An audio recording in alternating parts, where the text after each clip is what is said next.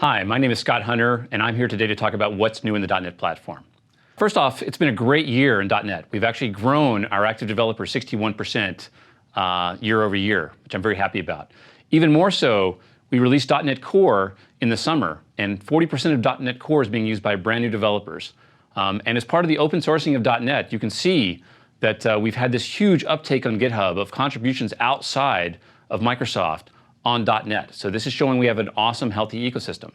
Even more so, we measured all the pull requests that we had in open source in 2015, and you can see this right here. I can also click here and show you how that changed in 2016. You can see this huge explosion of growth in .NET open source, which I'm really, really happy about. The next big thing is, I think it's one of the most exciting times to be a .NET developer, because for the first time ever, you can actually build Windows applications, you can build cross-platform web applications that run on servers, and mobile applications, all with .NET. So you can build all your front ends and all your back ends on .NET through our frameworks. We have .NET Framework, .NET Core, and Xamarin. Today, I want to talk a little bit about all the things you can do with .NET. You can see from the slide here, we've got Windows applications cross-platform, we've got this .NET standard there, and I'm going to focus in on a few of these things. So let's start with Windows. What have we done for .NET Framework? With .NET 4.62, we added support for long path support, finally in .NET. We added some cool new extensibility points in ASP.NET to allow better caching performance. It's basically async caching performance. And for WPF, we've added per monitor DPI support, meaning you can take your application and as you move it across one monitor to the next, it'll readjust based on the DPI of that monitor. A bunch of cool stuff in .NET as well is we announced last year this bridge. We call this the Centennial Bridge. This allows you to take your .NET applications, WinForms, WPF, and actually put them in the Windows Store. The Windows Store is great, but you can also put it in the Store for Business. The Store for Business allows you to distribute your applications. Instead of using click once, you can use the Windows Store for your enterprise to distribute your applications. So put your applications up there, and as you update them, all the apps, all the desktops in your business will update at the same time via the store. Another thing I'm really excited about is support for Windows containers. For the first time ever, you can take your .NET applications and run them in containers on Windows Server 2016. And something coming pretty soon, it's in Visual Studio 2017, but it'll be in the next point release of Windows, is we've added high DPI support for WinForms. This means your WinForm application you built years ago, you can drop a manifest file on it and it will look beautiful on a high DPI monitor. And that's some of the things we're doing in the .NET Framework. Let's talk about .NET Core. .NET Core is the new addition to the family, and VS 2017 is the first time we've had tooling support built into Visual Studio for .NET Core. The main things here, we want to make .NET Core the best platform for building containers and microservices. So it runs cross-platform on Windows, Linux, and Mac OS X. It's super, super fast, faster than Node.js, faster than Go, and we've got some benchmarks to prove that. It's also lightweight. It's very easy to build a small version of your application and move it around. It's not a global installed product like it was in the past. You can basically self-contain the application, and it's also fully open source, which is pretty cool. All the source code's up on GitHub. You can go take a look at it anytime and even build your own. I was mentioning before, ASP.NET Core is super, super fast. And here's a benchmark showing a couple of the popular technologies. You can see Node.js up here, you can see Go, you can see Servlet with its Java, and you can see ASP.NET Core is doing really, really well in this benchmark. This is something we really care about. This benchmark is actually a public benchmark. If you want to go see the live results, to see other technologies, you can just go to techempower.com/benchmarks, and round number 13 is the first round we've been in, and you're going to see we come out to be number 10 in that benchmark, which I am very happy about. The frameworks that are above us are mainly frameworks trying to get a benchmark score. They're not real frameworks. So you're going to find us being one of the highest high productivity, full-featured frameworks up there.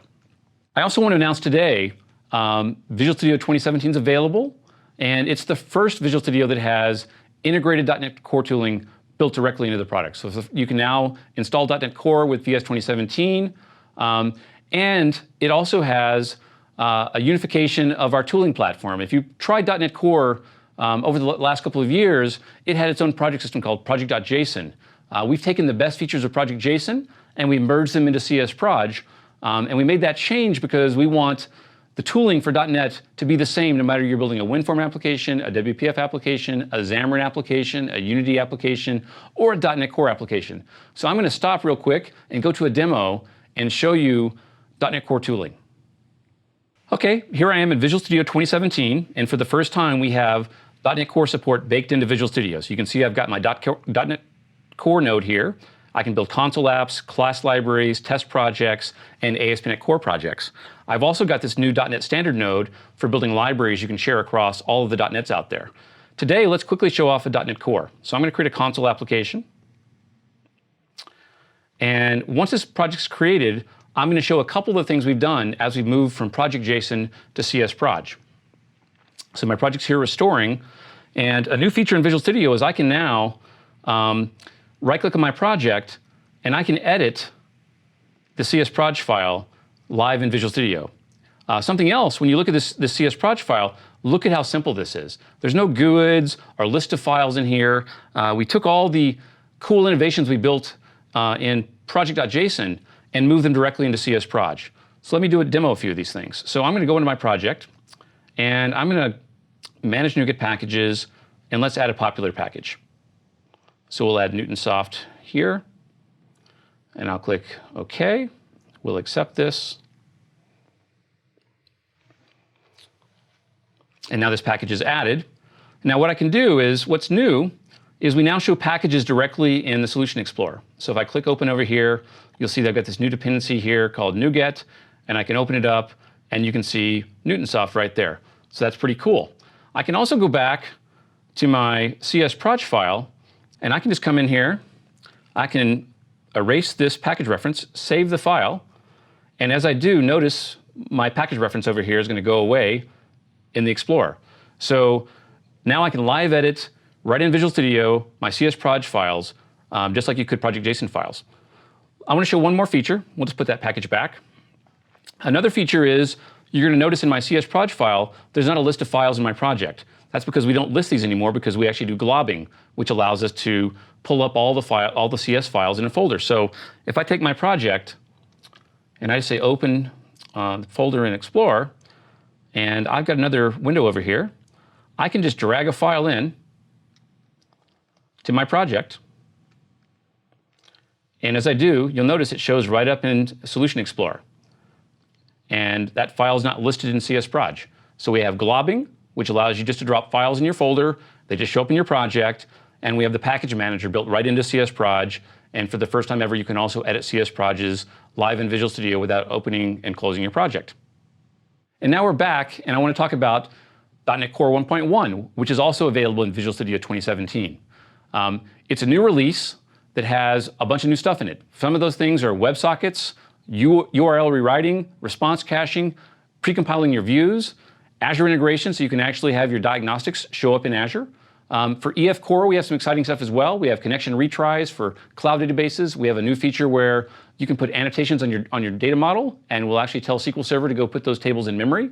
And we have support for containers built in as well. And so I'm going to do a quick demo and show you what .NET Core container support looks like. So here I am in Visual Studio, and I clicked on the web node here, and I'm going to select ASP.NET Core project and build an ASP.NET Core project. Something new that you're going to see here is there's this new button here, Enable Docker Support. This enables you to build a .NET Core project that you actually can publish to a Docker container. So I'm going to leave that unchecked for now. I'm going to create my project. The reason I didn't check that is I want to show that you can actually decide that when you create your project that you want to make it Dockerized, or after the fact you've created it, you might decide I want to make this a Docker project. So I'm going to right-click over here on my project. I'm going to click Add. Docker support is right here, so anytime after I create my project, I can also decide to add Docker support to it. And what this means is, when I run my application, it's actually going to run in a Docker container on my Windows machine. So I'm actually in VS on a Windows box, but when I run my project, it's going to run in a Linux container. So let's do that real quick. So I'm going to go and put a breakpoint in my home controller. We'll go to the index method here. I'll put a breakpoint over here. And now what I'm going to do is I'm going to click. You're going to notice here that my button here now says Docker because I've Dockerized my project. And so when I click this, it's going to create a Docker VM, copy my project in there, and hook the debugger to it. So we'll run this. The first time you do this, it's going to take a couple of seconds to create all that stuff. What's really awesome is once you built it the first time and that container exists, the workflow is really, really fast. So you can basically develop in a container at the same speed that you would actually develop locally if you wanted to. So you can see the project's running, the debugger's loading, and my breakpoint hit inside of my Docker container. Now, even better, we've just announced recently the support for being able to publish into App Service, Azure App Service, publish containers to App Service. I can right-click on my project, go to Publish, and you're going to notice this new thing shows up here, Azure App Service Linux. So I now have the ability to take my .NET Core project, click on this, click Publish. It's going to ask me to fill in a few things here, the name of my application, my resource group, my service plan. A new feature here, notice we have a container registry. So we have a new Azure service that lets you actually host your containers called Azure Container Registry. I'll just click the Create button here. And what will happen is we'll create all those instances in the cloud for you. Once they're created, we will then publish your code to them. Now that we're back, let's move on. I want to talk one more thing about innovation. One of the goals of .NET Core is to be able to go at a faster pace than Windows or Visual Studio can ship. And so the plan is that we have what we call a current release, and that's a release of the product that actually ships about every 6 months. So you get new features every 6 months on this cadence. And then for customers that want to stay on an older version for a longer period of time, we're going to let customers stay on what we call our LTS or long-term support version.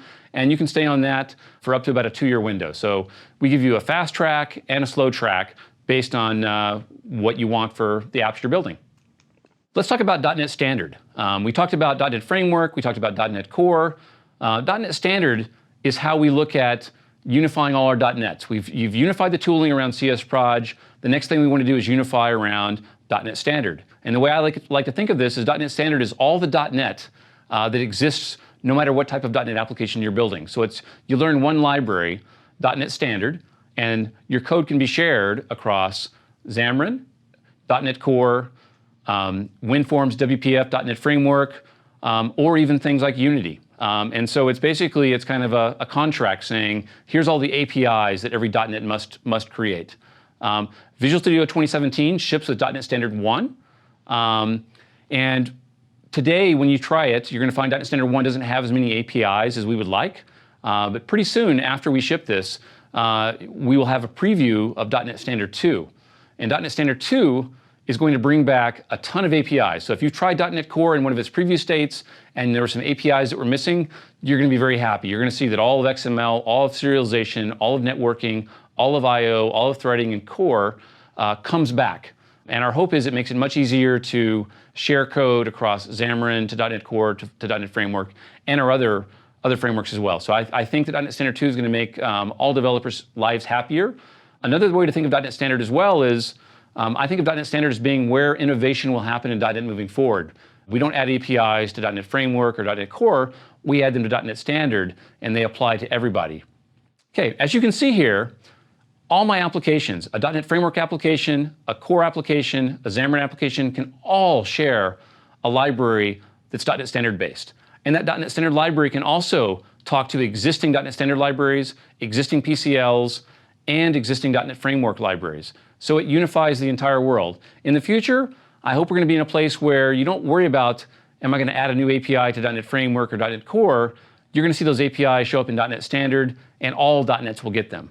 And so I hope today I've shown a few things that are pretty exciting that are coming in VS 2017. And please try the code, enjoy your coding, and give us feedback. And thanks for watching the video.